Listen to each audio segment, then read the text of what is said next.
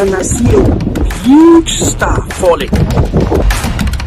Iran, where state media has now confirmed the death of President Ibrahim Raisi and the country's foreign minister after a deadly helicopter crash. Pray for Texas. Pray for Texas. Pray for Texas. We are out here in West Temple, where there was so much destruction from the tornado last night. On January 2024, Prophet Peter Adeoti gave a prophecy concerning people being awakened from their sleep, causing uprising in nations. Let us watch the prophecy confirmation. The Lord showed me a mass protest happening randomly in different countries. And I asked the Lord, why?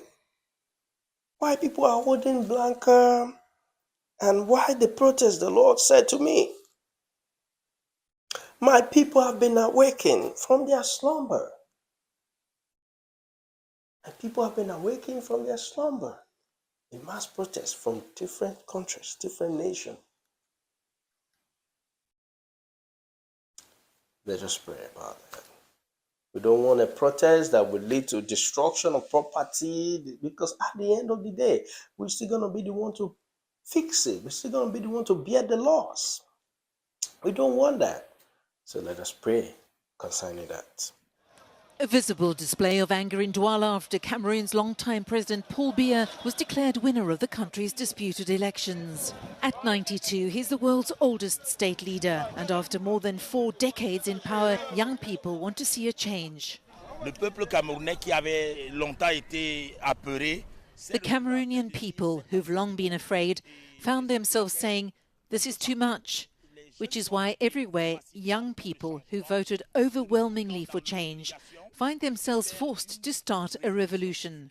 And that's kind of what I see when I look at the cities that are deserted on weekdays.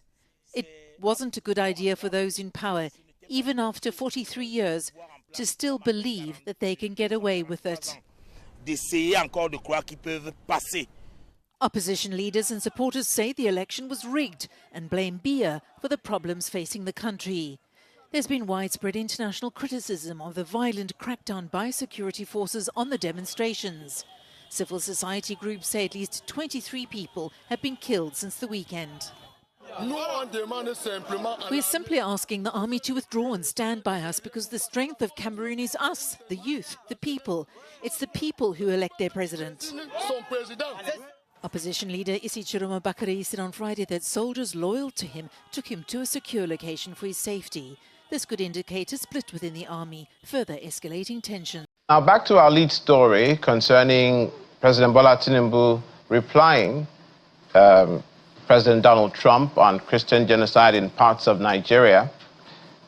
The U.S. President Donald Trump had, prior to that, threatened to send U.S. forces into Nigeria with blazing guns if, according to him, Nigeria does not stem the killing of Christians by Islamic terrorists. Now, President Trump said on Truth Social, his social media platform, that if the Nigerian government continues to allow the killing of Christians, the U.S. will immediately stop all aid and assistance to Nigeria and may very well go into the country, in his words, guns a-blazing, to completely wipe out the terrorists who are committing these horrible atrocities. He went on to instruct the U.S. Department of War to prepare for possible action, warning that if the U.S. attacks, according to President Trump, it'll be fast, vicious, and sweet. This is coming a day after the American president declared Nigeria a country of particular concern over killings of Christians, describing the situation as a mass slaughter.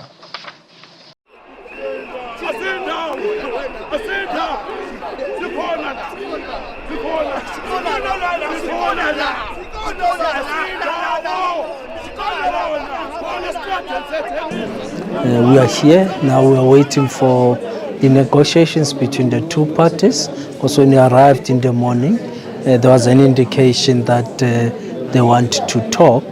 So both our representatives, Syria on the other side and the city's representatives, our legal teams are involved in a negotiation process to see if we can find a better settlement into the dispute, which I believe that the settlement is possible because both parties agree on two principles: that informal trading is important for the country, does contribute towards economic growth.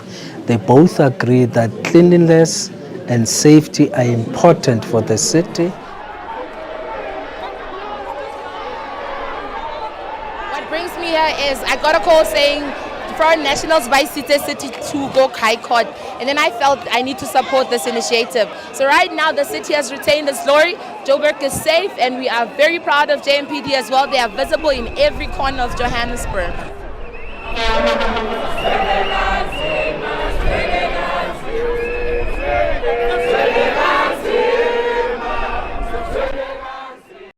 Human Rights Watch on Tuesday condemned the violent crackdown on protesters in Tanzania after last week's disputed election. Demonstrators took to the streets across the country to denounce what they said was not a free or fair vote. Security forces fired live bullets and tear gas canisters at protesters. There's been reports of up to 1,000 people who have been killed. This is what the political opposition has been saying. It's very difficult to verify these numbers, especially in the last few days when there was no internet access in the country. A lot of information was being shared, but it's impossible literally to know whether those numbers are accurate or not. So I imagine that in the coming days, once the internet restrictions are fully removed, that people will be able to get a true sense of what has really taken place over the last week. President Samia Suluhu Hassan won her re-election with over 97% of the vote. After being sworn in on Monday, she blamed foreigners for last week's deadly protests. Kilichotokea hakiendani na taswira na sifa za Kitanzania na sio Utanzania. Most of the youth that were arrested doing bad things came from outside Tanzania. Our security forces responsible for maintaining peace and stability will conduct an internal investigation into what happened. In order to quickly return the nation to normalcy like it used to be, I want the national, regional and district security committees to restore normal life for our citizens and to investigate what happened right away. Nawataka muhakikishe kuanzia leo maisha ya wananchi yanarejea mara moja. International observers and human rights groups have urged Tanzanian authorities to investigate the alleged abuses and ensure accountability.